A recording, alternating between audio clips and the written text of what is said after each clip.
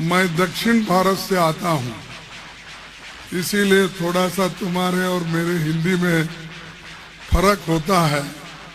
शायद चंद बातें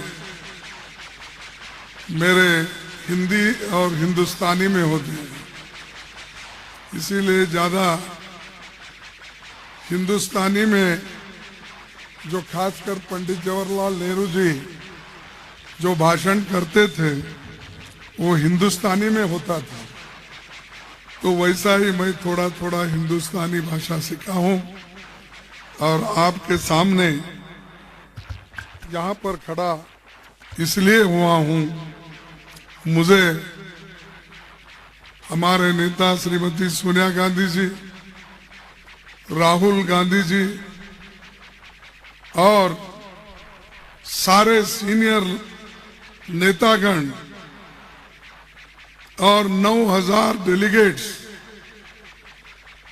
इन्होंने सभी ने मिलके मुझे चुना है और मेरा चुनाव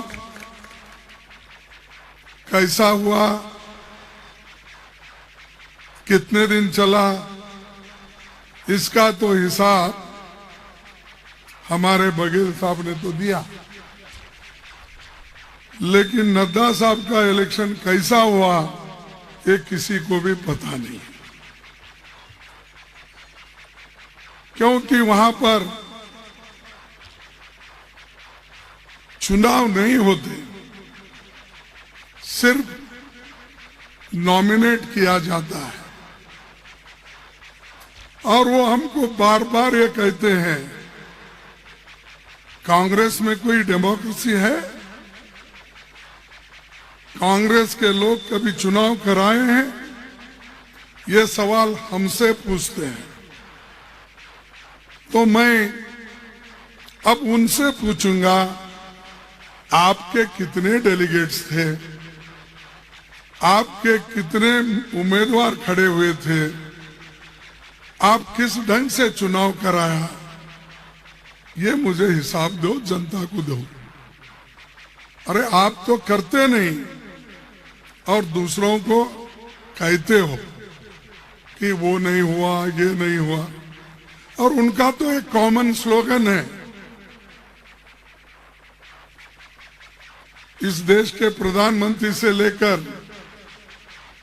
सभी नेताओं का एक ही स्लोगन। मैं जब पार्लियामेंट में लोकसभा के कांग्रेस पार्टी का नेतृत्व करता था उस वक्त, और बाद में मैं राज्यसभा का भी नेतृत्व करने का मुझे सौभाग्य हुआ कि मैं राज्यसभा का भी लीडर ऑफ अपोजिशन बना। 14 लाख गवर्नमेंट वैकेंसीज है, आप वो वैकेंसी भर्ती नहीं कर रहे। या 65,000 है, आप भर्ती नहीं कर रहे। और सर्टिफिकेट प्रधानमंत्री बांटते हैं 70-75 हजार लोगों का।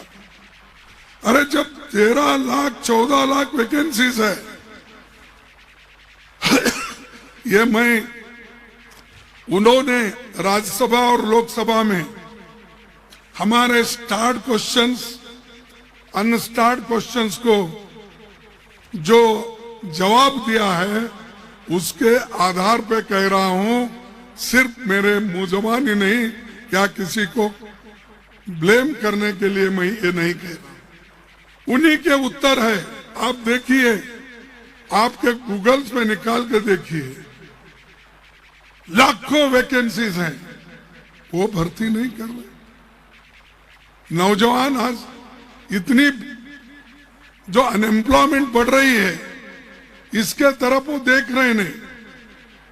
इन्फ्लेशन दिन पे दिन अवश्य वस्तुओं की कीमतें बढ़ रही है, उधर वो देख रहे नहीं।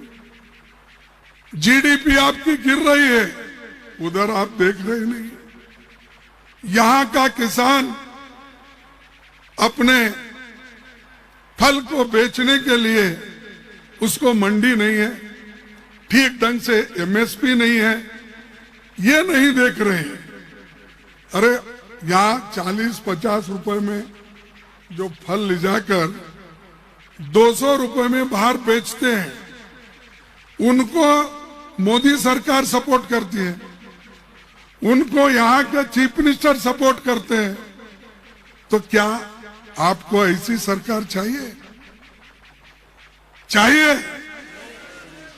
आपको अगर ऐसी सरकार नहीं चाहिए तो कांग्रेस पार्टी को जिताइए, विक्रमादित्य को जिताइए। आप जिताएंगे, उसमें कोई संशय नहीं। भारी बहुमत से जिताना और बीजेपी कैंडिडेट की डिपॉजिट जब्त होना, ये महत्व।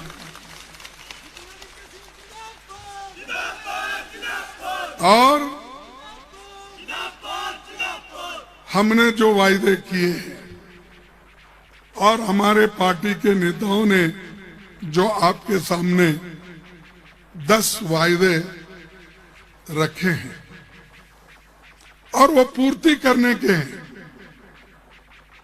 कि वो कोई असंभव नहीं है, सब संभव है। क्योंकि जब हमारी यूपीए सरकार थी, उस वक्त मनमोहन सिंह जी के नेतृत्व में, सोनिया जी के नेतृत्व में 72,000 करोड़ रुपए हमने किसानों का कर्जा माफ किया। यहां के किसानों का भी कर्जा माफ करने का हमने बीड़ा उठाया है, वो जरूर करके रहेंगे। रही बात पुरानी पेंशन स्कीम की, तो उसमें तो बहुत कुछ शुक्ला जी ने बताया, हमारे बघेल जी ने बताया। ये स्कीम हम पहला लागू करेंगे, ये वायदा हमारे पार्टी का है, हमारे सरकार का है। और जब भी हमको मौका मिलेगा, पहला कार्यक्रम, पहला कदम यही उठाएंगे। इसके बारे में प्रियंका गांधी जी भी बहुत से रैलियां करके आपसे मिले हैं, उन्होंने भी कहा है। और हमारे हर पार्टी के नेता ये 10 चीजों को आपके सामने रखा। एक, पुरानी पेंशन स्कीम होगी बहाल, यानी लागू कर दिया जाएगा। महिलाओं को मिलेंगे हर महीने 1,500 रुपए। और महंगाई की मार 300 यूनिट बिजली फ्री देंगे। ये वायदे नहीं, ये जुमले नहीं है जैसा कि मोदी साहब ने जुमला किया, हर एक के जेब में 15-15 लाख रुपए डालूंगा। कहां से लाए भाई? आया 9 साल में? कहां है 15? क्यों झूठ बोलते हैं लोगों को?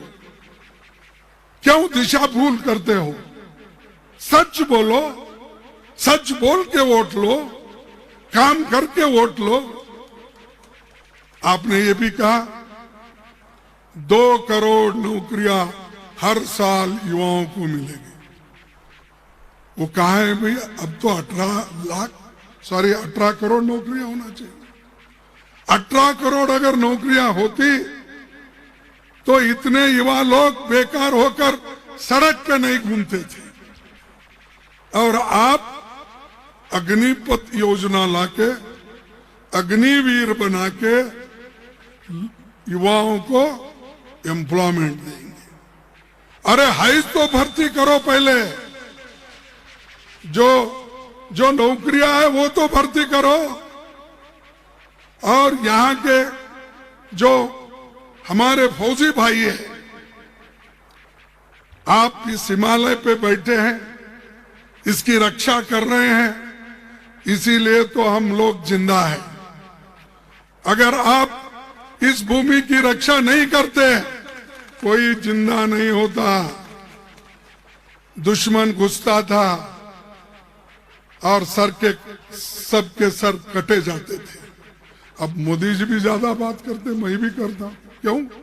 क्योंकि आप यहाँ पर रक्षा कर रहे हो, तब हमारे जबान से